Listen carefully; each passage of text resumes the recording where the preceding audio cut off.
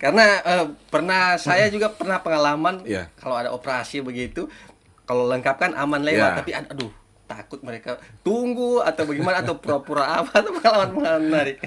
Ya, jadi pengalaman menarik banyak lah. Mungkin bisa Bang David dan juga rekan-rekan pemirsa Iya, iya. bisa saksikan di berita-berita nasional. Ada yang pura-pura kesurupan lah, tiba-tiba keluar jurus silatnya, kodamnya keluar lah gitu kan. Ini Oke. sangat bagus ini karena banyak sekali keluhan di jalan-jalan lubang di sana, terutama bagi masyarakat yang jalan malam ya. Betul. Mungkin nggak tahu ada lubang di situ. Jatuh. Oke, jadi saya cerita sedikit Iya, iya, ya, Bang boleh. David ya. Nah, jadi ya memang beberapa waktu lalu dari Satlantas Polres Minahasa Utara kita melaksanakan penambalan jalan secara insidentil. Titiknya itu di zero point. Ya, Di- 0 point minute ya, itu ya, di iya. minute ya.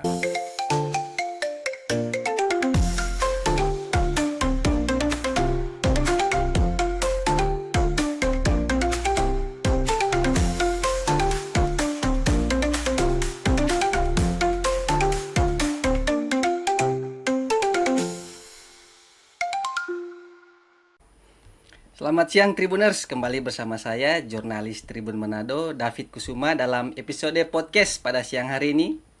Siang hari ini kita mengundang narasumber dari Polresta Minahasa Utara, jabatannya sekarang Kasat Lantas Polresta Minahasa Utara ya. Polres Minahasa Polres Utara. Minahasa Utara.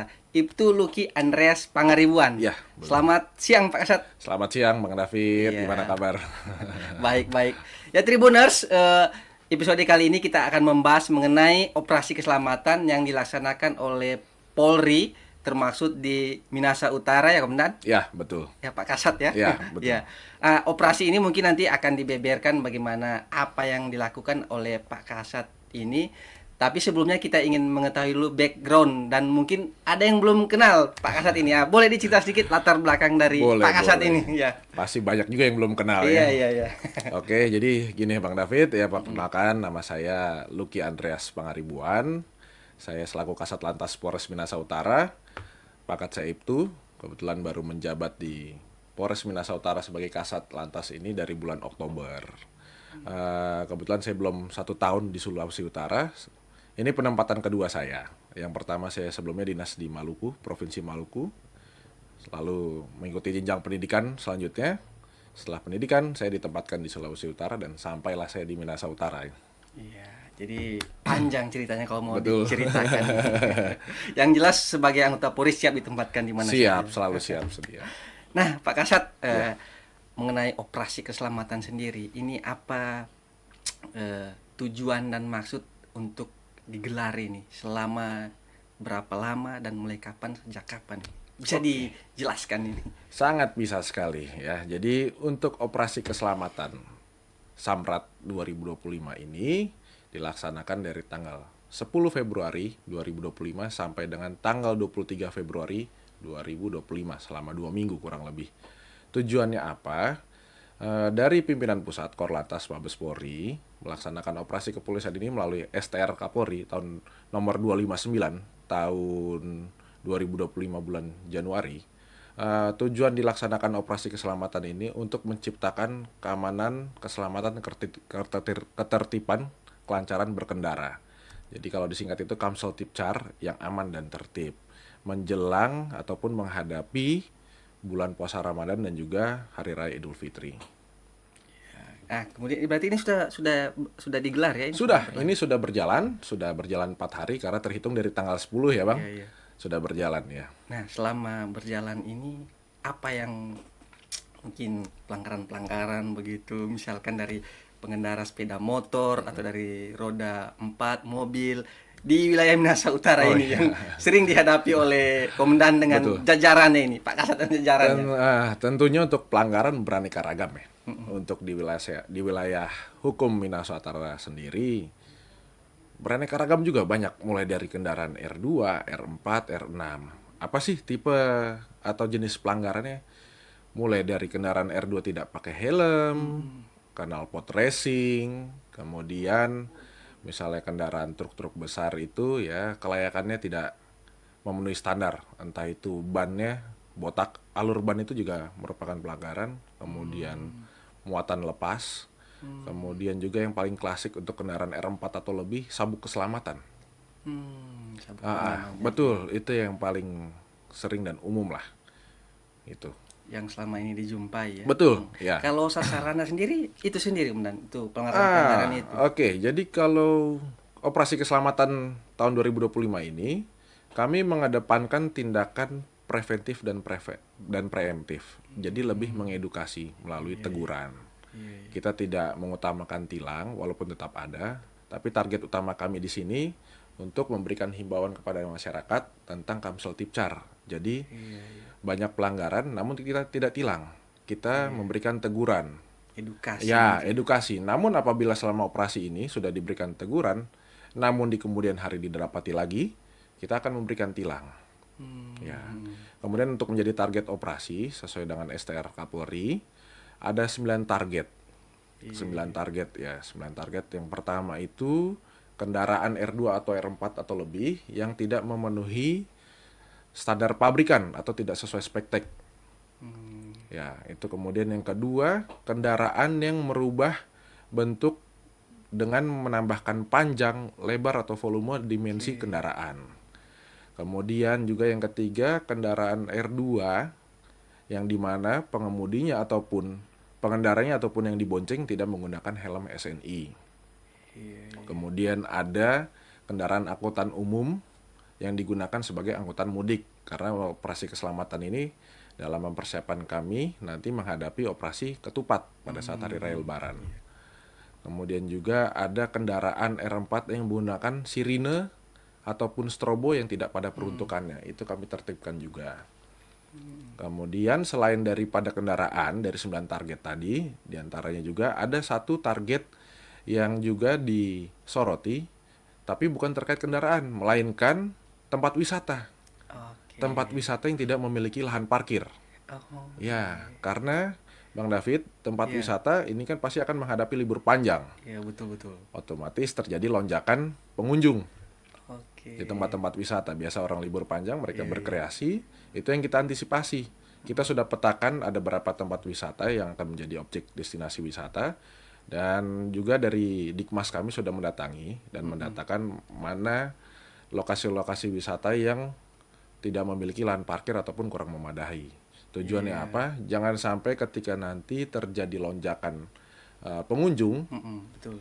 kendaraan itu terparkir berantakan sampai memakan bahu jalan. Oke. Otomatis kan menyebabkan kemacetan. Itu yang kita hindari. Oh, itu ada juga ya di. Ada. Itu bagian dari Itu Dikmas menarik atas. gitu Ya. juga, iya. Nah, ini kemudian mungkin juga banyak yang masyarakat di wilayah Minahasa Utara ini bertanya, mungkin mereka terganggu ya, tidur atau apa dengan ya knalpot brong ini sendiri.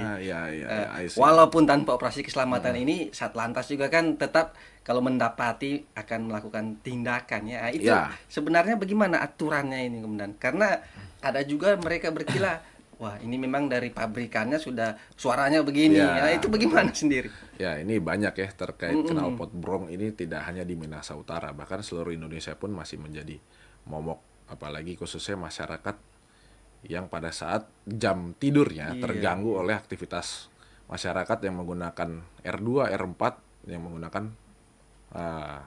knalpot modifikasi ataupun knalpot brong yang tidak sesuai dengan spektek. Jadi untuk menanggapi hal tersebut, kami dari Satuan Lalu Lintas Polres Minahasa Utara tetap melaksanakan penindakan kepada pengendara khususnya R2 dan R4 yang menggunakan knalpot racing atau brong. Namun lebih banyak ya di wilayah Minahasa Utara ini R2, Bang. Banyaknya R2. Biasa Sepeda motor. Sepeda motor. Banyak yang sekali yang menggunakan knalpot brong. Entah dia knalpot standar dia bobok sendiri, jadi menimbulkan suara yang lebih keras.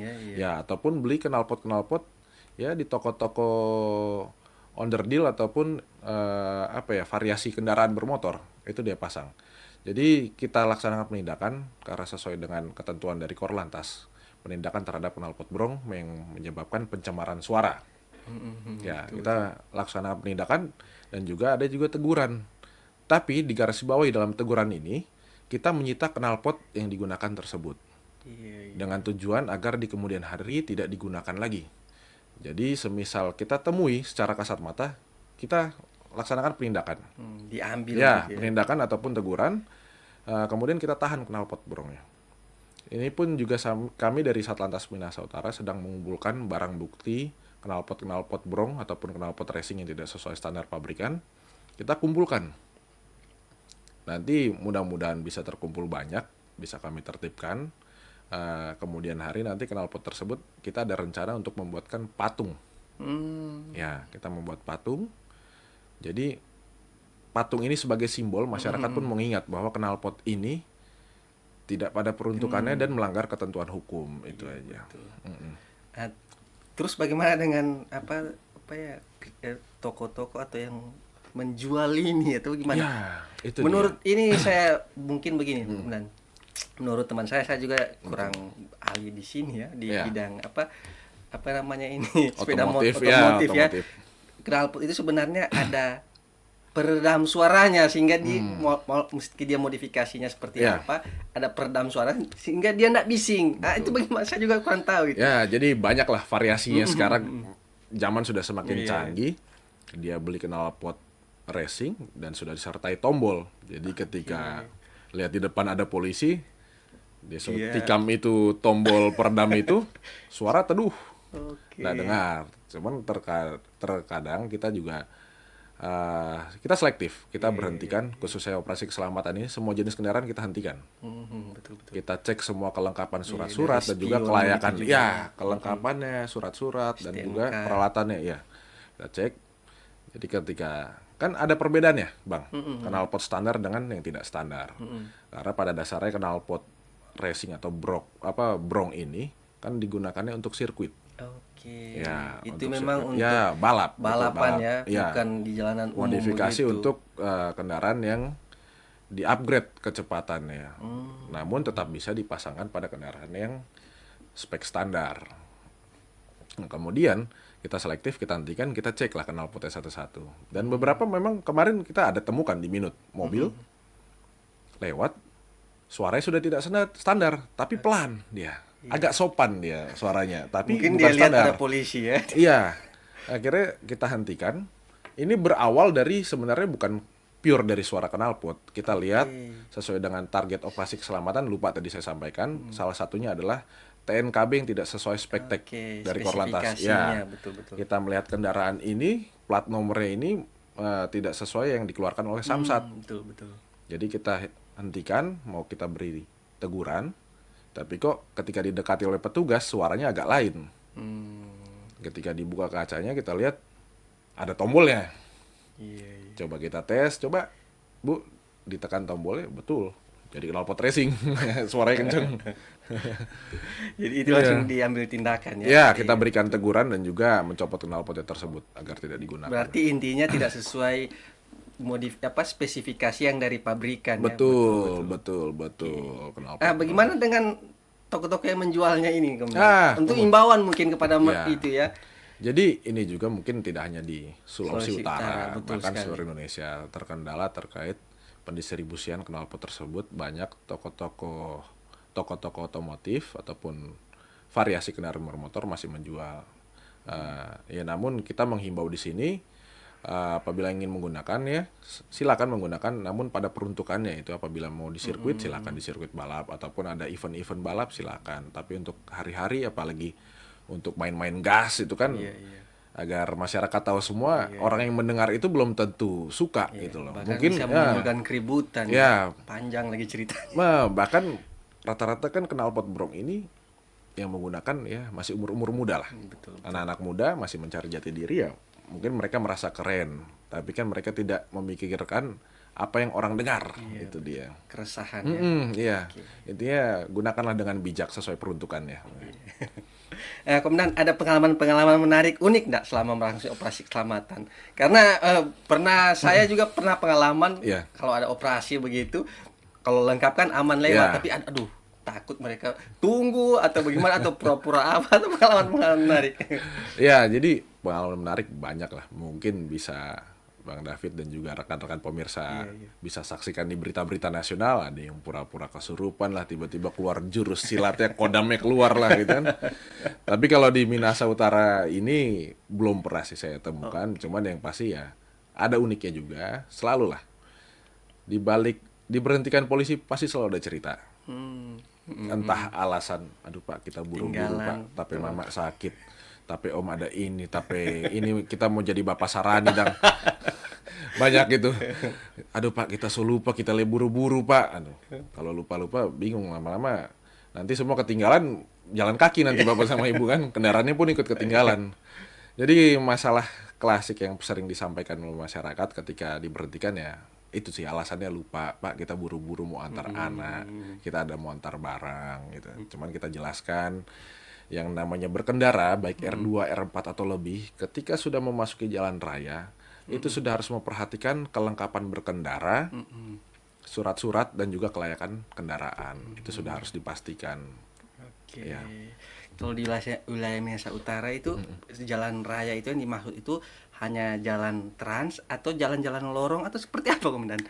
Atau di jalan perumahan juga bagaimana? Itu semuanya. Semuanya. Oke. Intinya sudah Yang sudah diaspal ya. Ya, kalau di Indonesia ini intinya setiap berkendara sudah menaiki kendaraan tetap keamanan harus diperhatikan. Betul. Entah cuma mau dekat karena Betul. siapa yang mau tahu ini ya. Betul. Kecelakaan itu. Di sini juga saya mau menghimbau maksudnya begini, tidak hanya untuk mentaati peraturan. Iya. Karena masih banyak ini aturan. Tidak, sebenarnya bukan hanya untuk mentaati peraturan, ya, tapi untuk keselamatan, safety first. Betul. Iya. Itu yang masih banyak mungkin masyarakat masih salah persepsi ataupun belum sampai ke sana pikirannya. Hanya sebatas ini sudah ada aturan ya sudah. Daripada kena tilang padahal tidak. Helm itu sangat penting. Iya, betul. Itu dia. Helm, misal kita naik motor nggak pakai helm, kita nggak tahu hari apes ada kapan dan tidak ada di kalender. Iya. Dan aspal itu tidak ada waktu dia jadi lembek. Nggak ada DP waktu Lombok. Mau hari Minggu, Senin, Selasa. Betul, mau jatuh, lagi, mau pakai helm risiko. Aspal tidak mengenal libur dan tidak mengenal Lombok, tetap keras dia. Nah, Pak Kasat, banyak juga yang bertanya mengenai sepeda listrik ini. Nah, itu bagaimana lagi? Padahal bahaya juga ya keluar ke jalan raya. Betul, ya itu sepeda listrik baru-baru sudah menjadi sorotan dan kita pun dari Polres Minahasa Utara sudah pernah membuat himbauan. Jadi untuk pengetahuan bersama, sepeda listrik ini tidak boleh turun ke jalan raya. Iya, betul. Tribunal sih. Tidak boleh turun jalan raya. Betul, bahaya. Karena kenapa? Standar dari sepeda listrik tidak memenuhi sebagai kendaraan bermotor untuk di jalan raya. Seperti sen, klakson, spion, keamanannya, daya tahan apabila terjadi kecelakaan. Itu semua diuji. Jadi untuk sepeda listrik kami himbau untuk seluruh masyarakat, untuk sepengetahuan bersama, sepeda listrik itu tidak diperuntukkan untuk di jalan raya. Konsumsinya mungkin bisa dipakai di dalam perumahan, di komplek, itu bisa. Tapi untuk di jalan raya, kita harapkan jangan dilaksanakan gitu. Iya, itu Tribuners. Bagi ada anak yang mau pakai sepeda listrik, diimbau jangan ke jalan raya. Sama ini Bang ya, kita ingatkan dan pertegaskan kembali, sepeda listrik beda dengan motor listrik. Biarpun sama-sama punya mesin, tapi beda untuk spek-teknya. Oke, betul sekali. Itu jenis sepeda ya? Iya, itu sepeda, tetap sepeda, bukan motor listrik karena beda dan spesifikasinya pun jauh berbeda. Ya, itu Tribuners.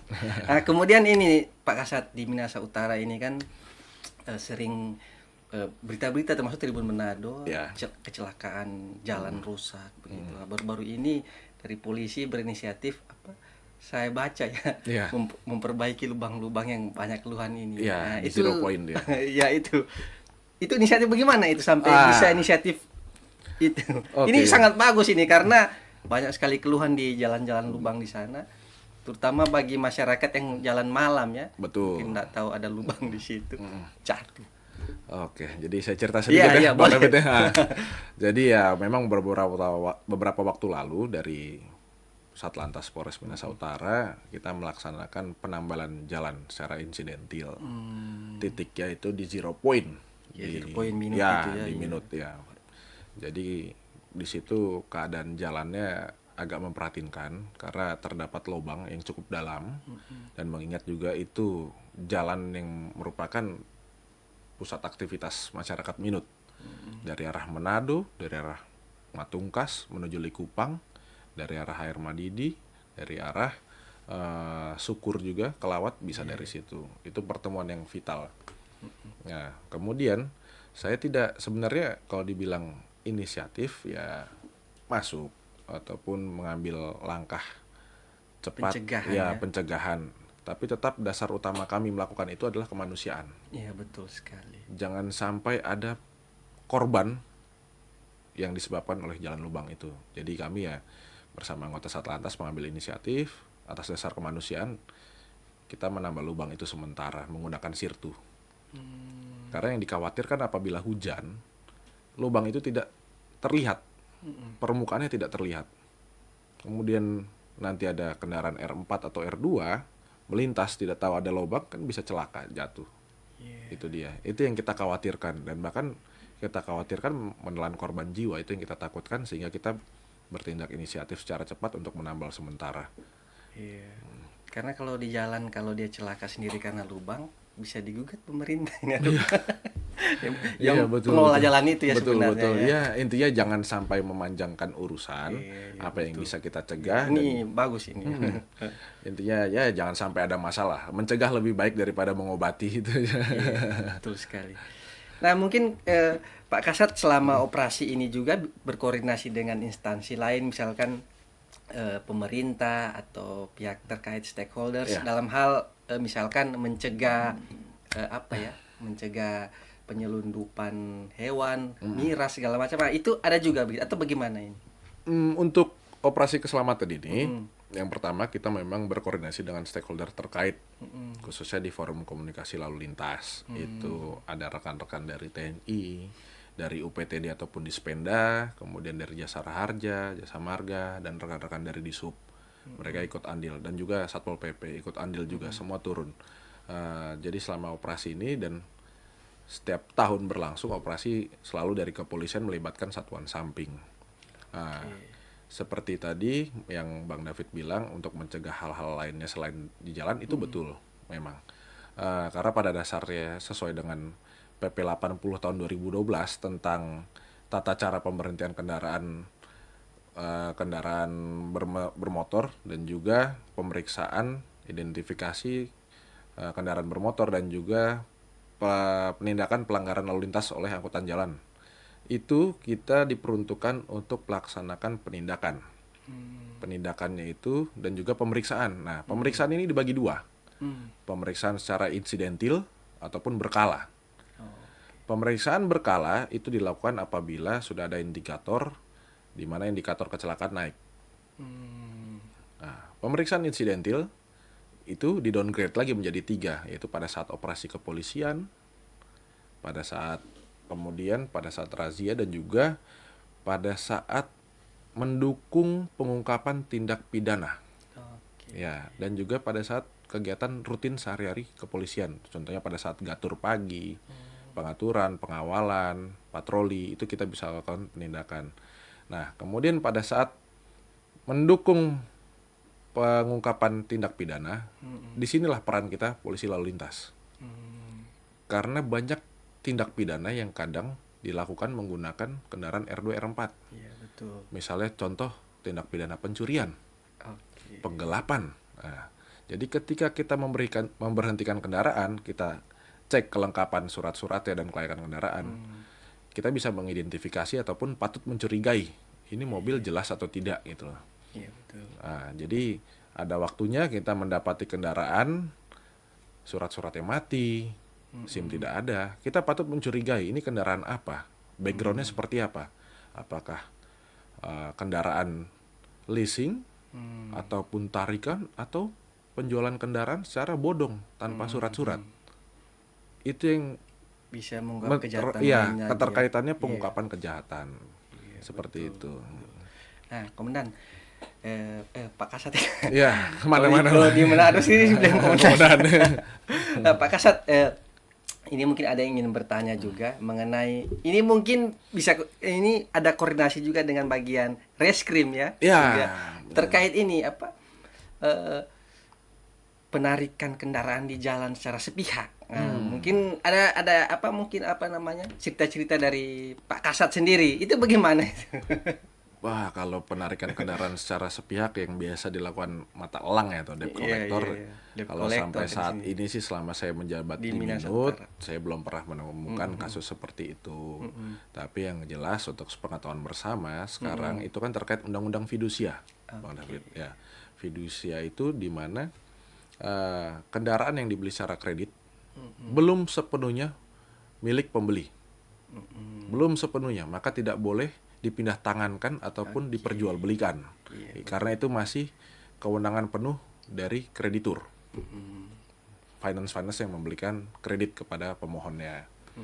Nah, kemudian dulu kan sering sekali ya Bang ya, Iya. ditarik debt collector karena telat bayar cicilan atau sudah pindah tangan. Nah, sekarang ini setahu saya harus ada putusan dari pengadilan untuk melaksanakan penarikan dengan surat kuasa yang sah yang dilakukan oleh agen ya atau debt collector. Ya, bahasa kasarnya debt collector, tapi kita di sini perhalus agen ya dari finance tersebut untuk melaksanakan penarikan. Jadi harus ada putusan pengadilan terlebih dahulu. Seperti Tanpa itu harus hati-hati juga ya. Ya, betul. Apalagi mungkin yang sementara di jalan berkendara diberhentikan. Karena yang bisa memberhentikan sebenarnya ini pihak kepolisian ya. Betul. Atau bagaimana? Iya, yang memberhentikan sebenarnya pun tetap kembali pada putusan pengadilan karena fidusia ini. Sehingga ketika sudah ada penetapan dari pengadilan, pengadilan berkoordinasi dengan kepolisian ataupun juga dengan pihak finance untuk sama-sama turun seperti itu. Nah, Pak Kasat, kalau di wilayah Minahasa Utara ini angka kecelakaan lalu lintas itu seperti apa kalau di wilayah Minahasa Utara? Ini yang menarik ini. Iya ya. Jadi untuk di Minahasa Utara sendiri ini angka laka lantas termasuk ya lumayan tinggi menyaingi Manado. Karena mungkin sana ada jalan trans juga ya. Ya, jadi saya masuk bulan Oktober itu angka laka lantas ini lumayan tinggi menyaingi Manado. Wah, saya pelajari tuh, Bang. Kenapa bisa tinggi kan? Mengingat jalannya secara medan tidak terlalu sulit, tidak menanjak, tidak banyak belokan, tikungan tajam itu kurang. Tapi kenapa bisa banyak laka lantas? Oktober saya masuk, saya teliti, saya pelajari. Untuk intensitas kendaraan di Kabupaten Minahasa Utara sendiri tidak terlalu padat, Bang. Hari raya pun kemarin Natal Tahun Baru hampir nihil kemacetan. Iya, betul. Ya. Intinya landai-landai. Namun yang landai-landai ini yang terkadang menghanyutkan. Akhirnya saya pun dapat menarik kesimpulan apa sih menjadi faktor utama kenapa angka laka lantas di Minot ini tinggi. Selain dari faktor manusia ya, human error. Kita harus cari fakta-fakta lainnya. Untuk pengetahuan bersama, memang di Minot ini laka lantas tinggi dan sudah saya pelajari dinamikanya dan di situ pun sudah ada beberapa terobosan yang saya laksanakan yang puji Tuhan berhasil mengurangi laka lantas. Yang pertama selain dari human error ini atau faktor manusia, ini faktor kondisi jalan. Oke, seperti yang tadi Ya, bukan berarti kondisi jalan full rusak. Nah, memang ada titik-titik yang lubang. Namun, seringnya laka lantas terjadi di Minot ini bukan karena jalan rusak, Bang. Ini agak fakta ini, fakta malah bukan agak fakta ya. Kita sudah spesifikasikan golongan-golongan tertentu yang mengalami laka lantas mulai dari umur, yang rawan, jenis kelamin, lokasi kejadian, dan juga waktu kejadian dan kendaraan apa yang terlibat laka. Jadi kasus paling sering ini laka lantas di Minot itu korban dan intinya yang terjadi laka lantas orang yang terlibat ini pada umur-umur matang, Bang. Di atas 20-an. Itu yang paling sering. Ya. Produktif. Ya, rasionya di umur 20-an sampai 30-an. Itu paling sering. Dan jam terjadinya pun paling sering malam, jam 9 ke atas. Dari data tersebut kita bisa pelajari, Bang. Ini kenapa kok malam dan angka-angka umur produktif. Ya kan? Sedangkan siang, sore itu hampir jarang sekali. Malam ya. Ya, jadi saya tarik kesimpulan selain faktor human error, memang kondisi di Minot ini pada malam hari minim penerangan, Bang. Oke. Ya, sepanjang jalan Soekarno sampai ke Adipura itu gelap. Ya, kita akui, memang penerangan minim. Ya, apalagi kan dulu awal saya masuk bulan Oktober banyak sekali kejadian di tikungan Pisau. Kalau mungkin orang Minot ini tahu ya, tikungan Pisau ya, di sepanjang jalan Soekarno itu. Memang jalan ini lurus. lurus, tiba-tiba belok tajam, makanya dibilang tikungan pisau. Di situ paling sering laka, entah dia bablas, lupa ngerem, ataupun bersenggolan dengan kendaraan lain, ataupun tergelincir karena hujan. Iya, betul. Ketika saya mengetahui di situ titik rawan lokasi laka, saya bersama stakeholder dan juga anggota Satlantas, kita membuat baliho spanduk. Gunanya untuk memberikan peringatan. Oke. Peringatan, dan puji Tuhan setelah kami pasang baliho besar-besar di sana itu, menurun. Berkurang ya. Iya, Betul. kejadian di titik itu mengurang. Oke. Mungkin karena bacaan mereka, karena kita bikin besar. Iya. Jadi walaupun Menarik. walaupun gelap, tapi masih bisa dilihat orang karena besar kita buat. Iya. Mungkin bisa memperingatkan orang untuk lebih hati-hati. Jadi selain kemudian selain faktor gelap tadi dan juga manusia, termasuk juga tadi jalan berlubang. Iya. Tapi bukan Kondisi artian jalan, ya. karena dia kena jalan lubang itu, Bang. Lebih kepada menghindar. Tapi tidak Dengan lihat kanan kendali. kiri, ya. Bersenggolan lah dengan kendaraan Dan lain. Gitu, Bang. Agak menarik, Iya, Bang, katanya. Kalau untuk pengaruh minuman keras juga ada pasti di sana. Ada pengaruh minuman keras, ini. ada. Itu biasanya kemarin ya agak rame kasus seperti itu kemarin bulan Desember dan beberapa hari setelah tahun baru. Intinya kalau miras jangan bawa kendaraan. Ya, itu dilarang Itu, keras iya, lah. iya. Dalam pengaruh alkohol kalau bisa jangan. Iya, Jangan coba-coba dalam pengaruh alkohol berkendara, baik itu R2, R4. Sayangi nyawa dan juga rekan-rekan menghargai nyawa orang lain gitu. Baru-baru ini saya baca lagi Satlantas Minut ini mengecek juga angkutan kota. Oh, iya, ini betul, tujuannya bagaimana ini? Mencegah juga ini sepertinya. Oke, jadi kemarin memang beberapa waktu lalu, Mm-mm. 2 hari lalu dan kemarin dari Satlantas melaksanakan pengecekan angkutan umum di Terminal Kauditan dan juga Terminal Air Madidi.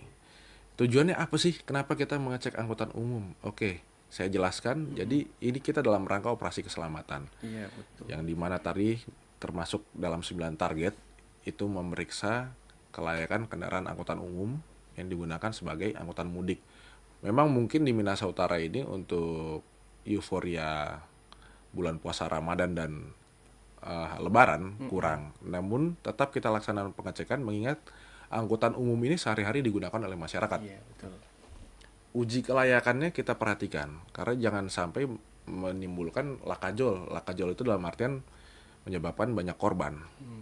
Jadi kita cek ke terminal bersama pegawai dishub dan juga pegawai terminal, kita cek spesifikasinya, kirnya, kelayakan kendaraannya, ban, rem, sabuk pengaman, kelayakannya, kita cek semua. Jadi yang namanya angkutan jalan ini harus mengutamakan dulu kelayakan kendaraannya. Karena untuk memuat penumpang. Iya, betul. Ya. Mungkin ini Pak Kasat mungkin nggak terasa ya hampir 30 menit nih. Mungkin Pak Kasat begini, ada aturan nggak mau anak sekolah bawa kendaraan bermotor itu? Mungkin ada yang sudah cukup umur ya, tapi juga ada yang masih di bawah umur itu. Itu bagaimana? Ada juga mungkin polisi yang turun sekolah memberikan imbauan. Nah, ini bagaimana ini? Ya, ini agak klasik nih Iya, untuk di iya. Sulawesi Utara. SMP, SMA sudah bawa kendaraan, bahkan SD pun ada kecil-kecil sudah bisa bawa motor. Ya, jadi untuk peraturan berkendara itu kan harus memiliki SIM. Iya, betul. Ya, harus memiliki SIM. Bagaimana sih cara memperoleh SIM? Cara memperoleh SIM memiliki persyaratan dan salah satu persyaratannya adalah harus berumur 17 tahun ke atas. Usia dewasa Ya, ya. usia dewasa.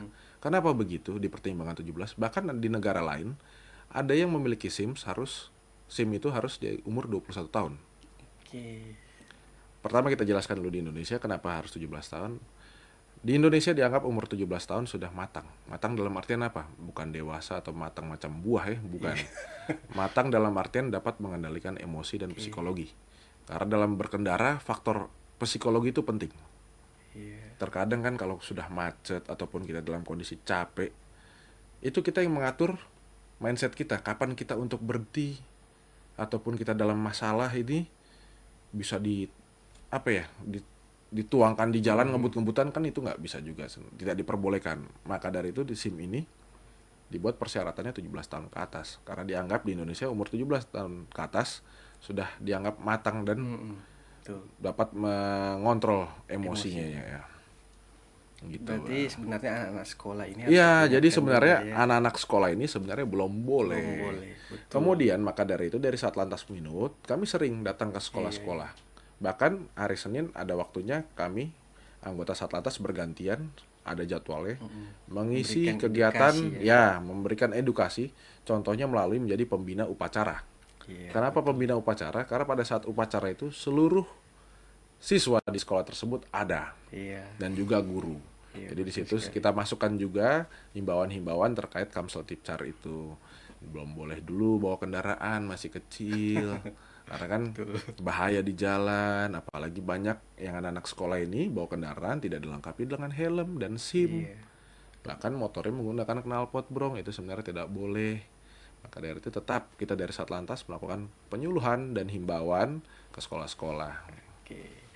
Nah, Pak Kasat, mungkin ini yang terakhir, mungkin Ya. ingin bertanya, kalau selama operasi keselamatan ini berarti tiap hari turun ke jalan atau ada pos-pos tertentu atau mobile sistemnya begitu? Jadi untuk operasi keselamatan ini selama 14 hari ke depan, terhitung dari tanggal 10 kemarin, untuk di Minahasa Utara kita main di titik-titik tertentu dan juga melaksanakan hunting bagi pelanggaran-pelanggaran kasat mata. Kenapa kita menggunakan titik-titik tertentu? Ya, karena di sini tadi untuk metode operasi ini kita mengedepankan tindakan preventif dan preemptif, yaitu pencegahan dan juga memberikan edukasi. Jadi kita ambil titik-titik tertentu, contohnya kita paling sering di Adipura dan juga Zero Point. Zero Point, di situ tidak hanya kami melaksanakan di tempat, tapi ada tim juga dari Turjawali yang melaksanakan hunting apabila ada pelanggaran kasat mata. Kita melakukan di situ, kita mengutamakan memberian teguran. Kita mengedukasi juga. Jadi tidak hanya mentah-mentah kita hentikan, kasih belangko teguran, tidak. Kita edukasi apa sih yang menjadi pelanggarannya dan kenapa. Dan apa sebabnya juga peraturan itu dibentuk. Gunanya apa? Contohnya kayak kenapa tanda nomor kendaraan bermotor tidak boleh menggunakan bahan material lain selain yang dikeluarkan oleh Samsat. Itu ada tujuannya semua. Oke. Itu diberikan juga edukasi. Berikan di edukasi. Pengendara ya. Betul. Jadi masyarakat tidak tahu, ya kita beri himbauan. Jadi masyarakat jadi mengerti. Begitu juga sabuk keselamatan, kenapa harus digunakan gitu. Kalau yang menggunakan ponsel sambil berkendara itu tidak boleh juga? Tidak boleh, jelas. Itu mengganggu konsentrasi dan dapat membahayakan. Itu juga paling sering tuh laka karena berawal dari handphone. Tidak konsentrasi. Iya. Makanya kami himbau kalau bisa di mobil itu handphone silent.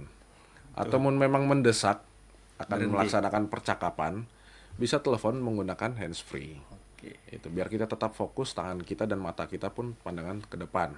Dan bisa melihat spion kanan kiri dan juga di tengah. Atau yang lebih apalagi sementara berkendaraan motor ya berhenti lah. Iya, kalau motor jelas penting, nggak mungkin tangan satu. Itu namanya freestyle itu kalau gitu tangan satu. Ya Pak Kasat, mungkin ada imbauan terkait operasi keselamatan ini dan tentang lalu lintas kepada Tribuners yang menyaksikan acara kita pada siang hari ini. Baik, untuk himbauan dari saya selaku Kasat Lantas Polres Minahasa Utara, atas nama pimpinan kami menghimbau kepada seluruh masyarakat khususnya di Kabupaten Minahasa Utara, lengkapi surat-surat kendaraan Anda dan juga kelengkapan apabila ingin menggunakan kendaraan bermotor. Dan mari bersama kita ciptakan Kamsel Tipcar yang aman dan tertib. Karena apa? Nyawa kita, kitalah yang menjaga, dan nyawa orang lain juga kita patut menjaganya. Dan yang pasti pada saat semua masyarakat berkendara, ingatlah di rumah ada keluarga yang menunggu. Itu aja Bang dari saya. Ya, demikian Tribuners bincang-bincang kita di episode kali ini bersama Pak Kasat Lantas Polres Minut. Itu Lucky Andreas Pangaribuan. Iya, betul Bang. Pak Kasat, terima kasih sudah hadir di podcast kita, memberikan edukasi lalu lintas kepada masyarakat. Siap, Bang. Mungkin kita bisa ketemu di episode mendatang, mungkin dengan Pak Kasat lagi atau dengan siapalah dari kepolisian. Boleh. Mungkin Bang. jabatannya nanti sudah jadi Kapolres atau apa. Siap, lagi. Boleh, Bang. Ya, demikian Tribuners bincang-bincang kita bagi masyarakat Sulawesi Utara, lebih khusus Minut. yang mempunyai kendaraan yang ingin melintas ya patuhi aturan lalu lintas, lengkapi dokumen seperti tadi kata Pak Kasat, dan jangan mengutak-atik tidak sesuai spek ya, kendaraan Anda, karena di jalan bisa kena teguran atau seringkali ditegur masih kumabal ya orang bilang ditilang itu. Ya demikian Tribuners bincang-bincang kita, sampai jumpa dan selamat siang.